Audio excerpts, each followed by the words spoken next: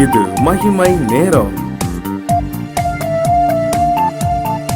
ஆண்டவரும் உலக இரட்சகருமாய் இருக்கிற இயேசு கிறிஸ்துவின் ஈடு இணையற்ற பரிசுத்த நாமத்தில் மகிமை நேரம் நிகழ்ச்சி பார்த்து கொண்டிருக்கும் உங்கள் யாவருக்கும் என்னுடைய அன்பின் வாழ்த்துக்களை நான் தெரிவித்துக் கொள்கிறேன். கர்த்தர் தாமே உங்களை ஆசீர்வதிப்பாராக, உங்களை வழிநடத்துவாராக. இந்த நிகழ்ச்சியை பார்த்து கொண்டிருக்கிற ஒவ்வொருவருடைய குடும்பங்களிலும் ஆண்டவர் தம்முடைய ஆசீர்வாதத்தை அளவில்லாமல் ஊற்றுவாராக.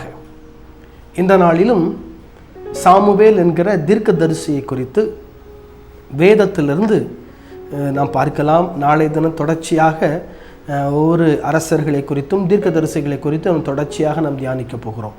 இந்த நாளிலும் சாமுவேல் என்கிற ஒரு தீர்க்கதரிசியை குறித்து நாம் தியானிக்க போகிறோம். சாமுவேல் என்கிற தீர்க்கதரிசி நமக்கு தெரியும். அன்னாள் என்கிற ஒரு சகோதரி தனக்கு பிள்ளை இல்லாமல் இருக்கும் பொழுது ஆண்டவரிடத்தில் போய் ஜெபம் பண்ணுகிறாள். ஆண்டவரிடத்தில் போய் 1 சாமுவேல் எழுதின புஸ்தகம் 2ஆம் அதிகாரத்தை நீங்கள் வாசித்து பார்த்தீர்கள் என்று சொன்னால் தெளிவாய் சொல்லப்பட்டிருக்கிறது. அன்னாள் என்கிற ஒரு சகோதரி தனக்கு பிள்ளை இல்லை என்று அறிந்து பெனினாள் என்கிறதான இன்னொரு பெண், அதாவது அன்னாளுடைய கணவருக்கு இருந்த இன்னொரு மனைவியாகி பெனினாளும், இவளை மனவேதனைப்படுகிற அளவிற்கு மனம் பாதிக்கப்படுகிற அளவிற்கு பேசுகிறாள். இதனால் வேதனை அடைந்த அன்னாள் அவள் ஜெபம் பண்ணுகிறாள். 1 சாமுவேல் எழுதின புஸ்தகம் 1ஆம் அதிகாரம் 1 சாமுவேல் எழுதின புஸ்தகம் 1ஆம் அதிகாரத்திலிருந்து அதை நீங்கள் வாசித்தீர்கள் என்று சொன்னால் தெளிவாக நாம் அறிந்து கொள்ள முடியும். இங்கே 1 சாமுவேல் எழுதின புஸ்தகம் 1ஆம் அதிகாரம் அதனுடைய 10ஆம் வசனத்திலிருந்து நீங்கள் வாசித்தார்கள். அவள் போய் மனங்கசந்து மிகவும் அழுது கர்த்தரை நோக்கி விண்ணப்பம் பண்ணி. 11ஆம் வசனம், சேனைகளின் கர்த்தாவே தேவரீர் உம்முடைய அடியாளின் சிறுமையை கண்ணோக்கி பார்த்து உம்முடைய அடியாளை மறவாமல் நினைத்தருளி உமது அடியாளுக்கு ஒரு ஆண் குழந்தையை கொடுத்தால் அவன் உயிரோடு இருக்கும் சகல நாளும் நான் அவனை கர்த்தருக்கு ஒப்பு கொடுப்பேன், அவன் தலையின் மேல் சவரகன் கத்தி படுவதில்லை என்று ஒரு பொருத்தனை பண்ணினாள். பிள்ளை இல்லை, ஆகவே ஒரு பொருத்தனை பண்ற ஆண்டவரே, நீர் எனக்கு ஒரு பிள்ளையை கொடுத்தால் அது உமக்கே கொடுத்து விடுவேன், அவன் தலையில் சவரகன் கத்தி படுவதில்லை என்று சொல்லி பொருத்தனை பண்ணி விடுகிறாள். இந்த பொருத்தனை ஆண்டவர் கேட்டு அன்னாளுக்கு ஆண்டவர் ஒரு குமாரனை கொடுக்கிறார். அன்னாள் அவருக்கு சாமுவேல் என்று சொல்லி பெயரிடுகிறார். இந்த சாமுவேல் ஆண்டவருடைய தேவாலயத்தில் கொண்டு விடப்படுகிறார். இந்த தீர்க்கதரிசியாக இருக்கிற சாமுவேல் ஆண்டவருடைய தேவாலயத்தில் கொண்டு அல்ல கர்த்தருடைய தேவாலயத்தில் கொண்டு எருசலேமில் இருந்த தேவாலயத்தில் கொண்டு விடப்படுகிறார். ஏலி அங்கே தீர்க்கதரிசியாக இருக்கிற ஏலிக்கு அவர் பணிவிடை செய்து கொண்டிருக்கிறார். இவருடைய இயற்பெயர் எபிரேய பெயர் என்று சொல்லி பார்த்தீர்கள் என்று சொன்னால் ஷெமுவேல் என்று சொல்லி இவருடைய இயற்பெயர் ஷெமுவேல் என்பதுதான் இவருடைய இயற்பெயர். அது நமக்கு ஆங்கிலத்திலே சாமியல் என்று சொல்லி தமிழிலே சாமுவேல் என்று சொல்லி நமக்கு மொழிபெயர்க்கப்பட்டிருக்கிறது. இவருடைய காலம் கிட்டத்தட்ட கிறிஸ்துவுக்கு முன் 931 586 இடைப்பட்ட காலம். கிறிஸ்துவுக்கு முன் 931 586 இடைப்பட்ட காலம். இந்த காலத்தில் தான் இந்த தீர்க்கனாய் இருக்கிறதான ஷெமுவேல் அவர் வாழ்ந்து கொண்டிருக்கிறார். அவர் வாழ்ந்து கொண்டிருக்கிறதான சமயத்திலே, அவர் தேவாலயத்தில் இருக்கிறதான சமயத்திலே, ஏலிக்கு பணிவிடை செய்கிறதான சமயத்திலே ஆண்டவர் பிரத்யட்சமாக யாருக்கு தரிசனம் கொடுக்கவில்லை, அல்ல கர்த்தர் பிரத்யட்சமாக யாரிடத்திலும் பேசவில்லை. ஆண்டவர் பிரத்யட்சமாக யாருக்கும் தரிசனம் கொடுத்து யாரோடு கூட பிரத்யட்சமாய் அவர் பேசவில்லை. இதை 1 சாமுவேல் எழுதின புஸ்தகம் 1ஆம் அதிகாரம் 1ஆம் வசனத்தை நாம் பார்க்கும்போது மிகவும் தெளிவாய் நாம் அறிந்து கொள்ள முடியும். அங்கே தெளிவாய் சொல்லப்பட்டிருக்கிறது. நான் உங்களுக்காக வாசிக்கிறேன். சாமுவேல் என்னும் பிள்ளையாண்டான் ஏலிக்கு முன்பதாக கர்த்தருக்கு பணிவிடை செய்து கொண்டிருந்தான். அந்நாட்களிலே கர்த்தருடைய வசனம் அபூர்வமாயிருந்தது, பிரத்யட்சமான தரிசனம் இருந்ததில்லை. அந்நாளிலே கர்த்தருடைய வசனம் அபூர்வமாயிருக்கிறது, பிரத்யட்சமான தரிசனம் இல்லை. பிரத்யட்சமாய் ஆண்டவர் யாரிடமும் பேசவில்லை. யாருக்கும் பிரத்யட்சமாய் தரிசனம் கொடுக்கவில்லை. சாமுவேல் என்கிற பிள்ளையாண்டான் கர்த்தருக்கு என்பதாக ஆண்டவர் என்பதாக பணிவிடை செய்து கொண்டிருக்கிறான். ஆண்டவர் அவரை அழைக்கிறார். சாமுவேல் என்று சொல்லி ஆண்டவர் கூப்பிடுகிறார்.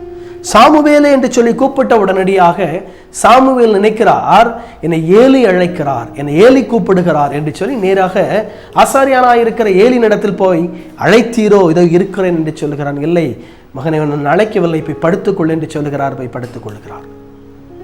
மீண்டும் ஆண்டவர் அழைக்கிறார். ஓடி போய் ஏலினிடத்திலே, என்னை கூப்பிட்டீரோ என்றான். அவர் சொல்றாரு, இல்லை இல்லை கூப்பிடல, போய் படுத்துக்கொள். மறுபடியும் கர்த்தர் சாமுவேலை என்று கூப்பிட்டார். அப்போது அவன் வந்து ஏலியின் இடத்துல வந்து கேட்கிறான், இதோ இருக்கிறேன், என்னை கூப்பிட்டீரோ என்றான். அதற்கு அவன், என் மகனே, நான் உன்னை கூப்பிடவில்லை, திரும்பி போய் படுத்துக்கொள் என்றான். சாமுவேல் கர்த்தரை இன்னும் அறியாதிருந்தான். அவருடைய வார்த்தை அவனுக்குன்னு வெளிப்படவில்லை. சாமுவேல் கர்த்தரை அறியல, வார்த்தை வெளிப்படல. மறுபடியும் மூன்றாம் விசை சாமுவேலே என்று சொல்லி ஆண்டவர் கூப்பிடுகிறார். அவன் எழுந்திருந்து ஏலியிடத்தில் போய், இதோ இருக்கிறேன், என்னை கூப்பிட்டீரோ என்றான். அப்பொழுது கர்த்தர் பிள்ளையாண்டானை கூப்பிடுகிறான் என்று ஏலி அறிந்து, ஏலி கண்டுபிடிச்சிட்டார். 3 தடவை 2 தடவை வந்தால் 3ஆவது தடவை கூப்பிடுறாருன்னா கர்த்தர் பிள்ளையாண்டானை அழைக்கிறார். கர்த்தர் சாமுவேல்கிட்ட ஏதோ பேச விரும்புகிறார். கர்த்தர் சாமுவேலிடத்தில் ஏதோ சொல்ல விரும்புகிறார். கர்த்தர் சாமுவேலிடத்தில் இடைப்பட விரும்புகிறார். அவர் பிரத்யட்சமாய் அவனோடு கூட பேச விரும்புகிறார் என்று சொல்லி ஏலி அறிந்து சொல்லுகிறார், நீ போய் படுத்துக்கொள், திரும்ப ஒன்று கூப்பிட்டா கர்த்தாவே சொல்லும், அடியேன் கேட்கிறேன் என்று சொல்.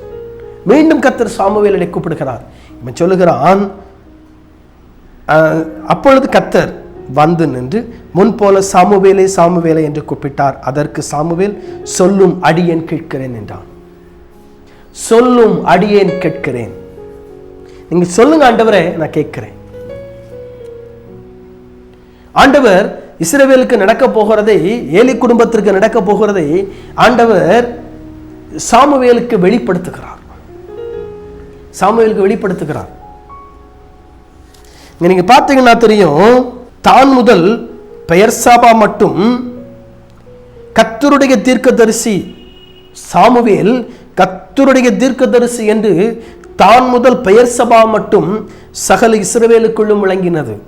கர்த்தருடைய தீர்க்கதரிசி. ஆகவேதான் இஸ்ரவேல் சாம்ராஜ்யத்து ஜனங்கள் எங்களுக்கு ராஜா வேணும்னு கேட்கும்போது ஆண்டவர் தன்னுடைய தீர்க்கதரிசியாக இருக்கிற சாமுவேல்கிட்ட சொல்றாரு, நாளைக்கு ஒன்று இடத்துல பென்யமீன் புத்திரரில் ஒருவனை அனுப்புவேன். 1 சாமுவேல் 9ஆம் அதிகாரம் 16ஆம் வசனம். நாளை இந்நேரத்திற்கு பென்யமீன் நாட்டானாகிய ஒரு மனுஷனை உன்னிடத்தில் அனுப்புவேன். அவனை என் ஜனமாகிய இஸ்ரவேலின் மேல் அதிபதியாக அபிஷேகம் பண்ண கடவாய். அவன் என் ஜனத்தை பெலிஸ்தேரின் கைக்கு நீங்களாக்கி ரட்சிப்பான். என் ஜனத்தின் முறையிடுதல் என்னிடத்தில் வந்து எட்டினபடியால் நான் அவர்களை கடாட்சித்தேன் என்று வெளிப்படுத்தியிருந்தார். கழுதையை தேடி சவுல் வர்றாரு, சாமுவேல் வீட்டுக்கு வர்றாரு. ஞானதர்ஷிக்காரன் தான் அந்த காலத்தில் தீர்க்கதரிசியா ஞானதர்ஷிக்காரன் தான் சொல்லுவாங்க இஸ்ரவேல் ஜனங்கள். ஆகவே ஞானதர்ஷிக்காரனுடைய வீடு எதுன்னு சொல்லி கேட்டு வர்றாரு.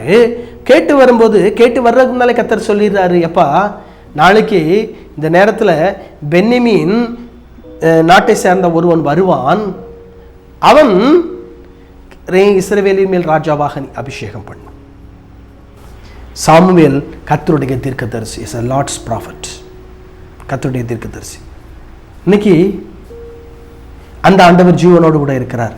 அவரை நோக்கி பார்க்கும்போது நம்முடைய வாழ்க்கையிலும் அவர் நாம் பண்ணுகிற விண்ணப்பத்தை ஏற்றுக்கொள்வார், அங்கீகரிப்பார். ஜெபிக்கலாம். அன்பின் ஆண்டவரே, சாமுவேல் கர்த்தருடைய தீர்க்கதரிசி என்று சொல்லி பெயர் பெற்றான். ஆண்டவரே, நீர் அவனோடு கூட பேசினீர், எங்களோடு கூட பேசுகிற ஆண்டவர், எங்களோடு கூட பேசும், எல்லா காரியத்தையும் எங்களுக்கு வெளிப்படுத்தும். இயேசு கிறிஸ்துவின் நாமத்தில் ஜெபிக்கிறேன் பிதாவே. ஆமேன், ஆமேன்.